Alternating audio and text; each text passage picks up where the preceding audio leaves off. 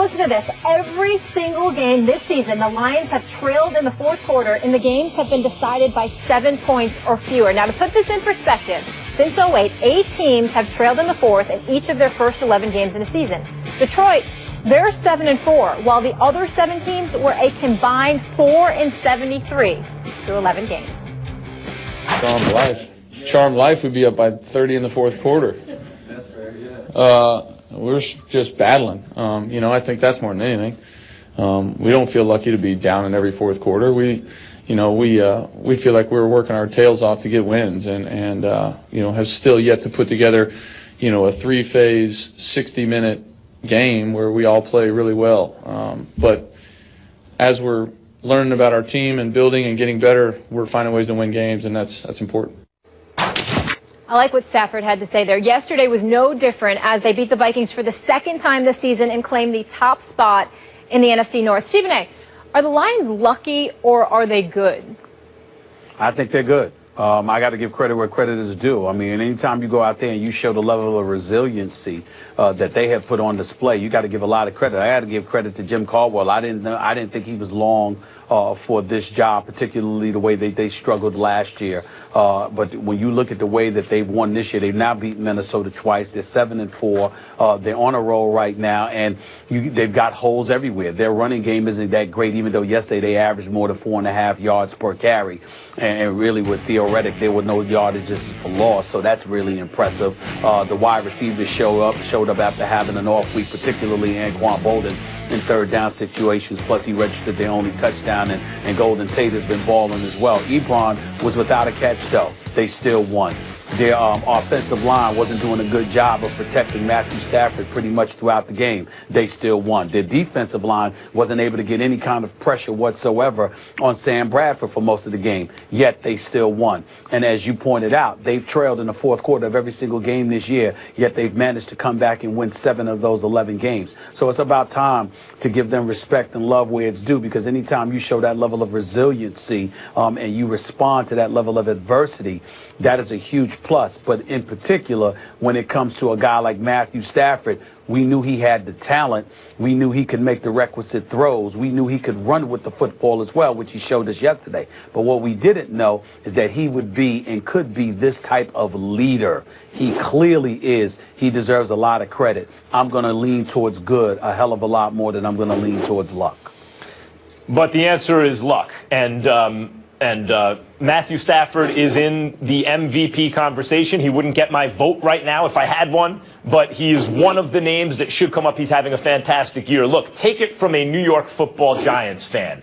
I know it when a team gets a little lucky. And by the way, most NFL teams are 8-8 kind of teams. The ones that you think of as kind of good got a little lucky. They were +2 in turnover differential a couple games, and they wind up 10-6. The kind of teams you think aren't so good, they got unlucky in that way. They wound up 6-10. I mean, but those are both basically the same 8-8 teams. But I will admit that those kind of teams, when they have a special quarterback, seem to eke out these kind of games. As I mentioned, the Giants, generally if they have a defense, which the Lions don't really have, but their bend but not break defense allowed them to keep the score low. And when the score is low, there are more possibilities at the end of the game because one score can win it, which is what the Lions did to the Vikings. If you look at their point differential, Stephen A., they're 7-4 in 11 games. They're +9 on the season. They're winning games by, their average point differential per game is less than 1 point. That's essentially a 500 team with a good quarterback. That's gotten a little lucky. Let me tell you some teams that are ahead of them in point differential. The Ravens are +12. It's 1 point better, but they're 5-5. The Cardinals, Arizona, you don't think of as having a good season. They're not, because it doesn't show up in the wins and losses. They're +36 on the year, and yet they're 4-5-1. The Chargers are +14 on the year, 4-6. These are all teams who have outscored the opponents by more than the Lions have, and yet you think of the Lions differently. They deserve credit for the fourth quarter comebacks. Stafford deserves credit. The team deserves credit. Congratulations. But there's a little luck involved here. They're fundamentally not a really good team. They're fundamentally an average NFL team where the balls bounced their way basically a couple times this year. That's what's going on, if we're honest. And by the way, the Giants rode that and a great defense to 2 Super Bowl wins in recent years. So, I mean, I know it when I see it. Well, if you know it when you see it, then that debunks your whole argument, because you brag about the Giants and their 2 Super Bowl championships every chance you get. And not one time have I ever heard you mention the word luck. I'm sure you know it exists, but I never heard you mention it. So let's be clear about Stephen that. A., it was one. skill. Number two, Don't listen to him. It was skill. That was not luck. I'm Promise to me. listen, And I'm not an disputing what all-time Max great is clutch saying. quarterback. Wait, whoa. I'm not disputing what you're saying, my brother. What I'm saying to you is that you left luck out when you talk about the Giants, but you're bringing it in here. I'm just Totally saying that your different, Stephen A. strategy has been exposed. That's all I'm trying to say. No, but in that's 6 of the totally last different. 7 games, I understand, but in 6 of the last 7 games, the Detroit Lions have won. And along that way, they've beaten the Eagles, they've beaten the Redskins, and they've beaten Minnesota twice. I can't ignore that. That's, by the way, that's an outrageous claim that you're making. It's totally different. I bring it up now because it fits my argument now. It doesn't fit my argument when I talk about the Giants. I understand that. That's what I'm saying. Max Kellerman, the Giants, all skill. Exactly Big blue, what I'm baby, saying. all day. Let's leave it there. No letdown from the Steelers playing against the luckless Colts. So how much credit is Stephen A. ready to give Pittsburgh after the win? We get into it next.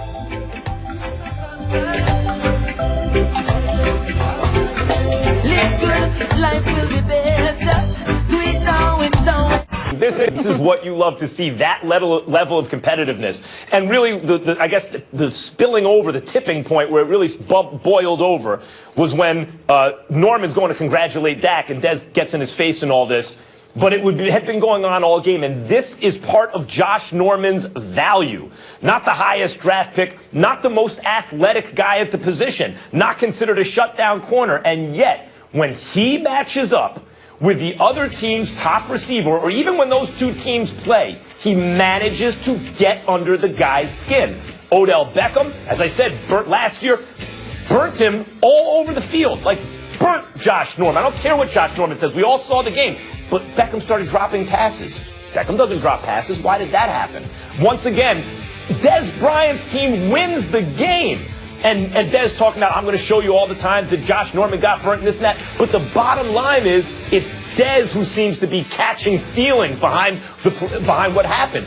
Josh Norman is not only an excellent player, he has this ability. He's like a souped-up Cortland Finnegan in this respect. He has this ability to get under the wideout skin, the star wideout skin, to take him out of his game, to make him something usually less than he is. And you got to give it to Norman because that comes from his pure competitiveness. And it's one of the reasons, as much as I dislike the Washington franchise as a Giants fan, that he's one of my favorite players to watch. Not the most talented, but maybe the most competitive. Max Kellerman, I don't disagree with what you're saying, but forgive me if I veer left a little bit and bring up something else. And I'm quite sure, I don't think you missed it or anything like that. My perspective is just different than yours. And I'm quite sure with your level of sensitivity, you'll appreciate where I'm about to go. There's a quote in here where Josh Norman is accusing Dez Bryant of telling him after the game, "Where I'm from, we unload the clip." Now, let me tell you something. As a black man in America, particularly seeing what has transpired in the streets of Chicago over the last several years, where we're talking about murder after murder after murder that has been taking place and bodies falling by the wayside and lives being lost.